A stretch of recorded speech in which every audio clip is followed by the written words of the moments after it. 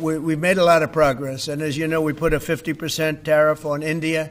যুক্তরাষ্ট্র ও ভারতের মধ্যে বাণিজ্য ইস্যুতে টানাপোড়েন চলছেই। এর মধ্যে ভারতের উপর যেন শনির দশা নেমে এসেছে। যদিও একটু আশার আলো দেখেছিল ভারত, কারণ চলতি মাসেই যুক্তরাষ্ট্রের প্রতিনিধি দলের সফরের কথা ছিল, তবে শেষ মুহূর্তে তা স্থগিত করা হয়। ফলে ২৭ আগস্ট থেকে ভারতীয় পণ্যের ওপর অতিরিক্ত শুল্ক কার্যকরের আশঙ্কা জোরালো হলো।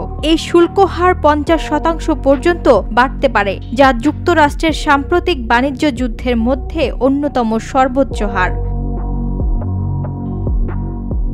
মূল দ্বন্দ্বের জায়গা যুক্তরাষ্ট্র ভারতীয় কৃষি ও দুগ্ধ খাতে প্রবেশাধিকার চায়, কিন্তু ভারত বলছে এতে ক্ষুদ্র কৃষক ও স্থানীয় বাজার ক্ষতিগ্রস্ত হবে। পাশাপাশি দুধ আমদানির ক্ষেত্রে ধর্মীয় ও সাংস্কৃতিক সংবেদনশীলতাকেও গুরুত্ব দিচ্ছে দিল্লি। তবে সংকটের মাঝেই প্রধানমন্ত্রী নরেন্দ্র মোদী ঘোষণা দিয়েছেন, কৃষক ও শ্রমিকের স্বার্থ রক্ষায় কোনো ছাড় দেয়া হবে না, এমনকি এর জন্য ব্যক্তিগত মূল্য চুকাতে হলেও তিনি প্রস্তুত।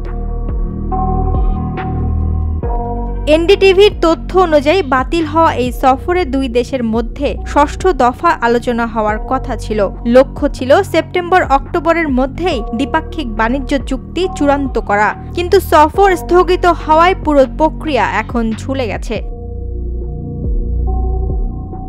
বিশ্লেষকদের মতে সফর বাতিল হওয়ায় ভারত যুক্তরাষ্ট্র বাণিজ্য চুক্তির ভবিষ্যৎ অনিশ্চয়তার মধ্যে পড়ল। আর ২৭ আগস্ট থেকে কার্যকর হলে নতুন শুল্ক উভয় দেশের সম্পর্কেই বড় চাপ সৃষ্টি করবে। ওয়াহিদা প্রান্তি, স্বদেশ প্রতিদিন।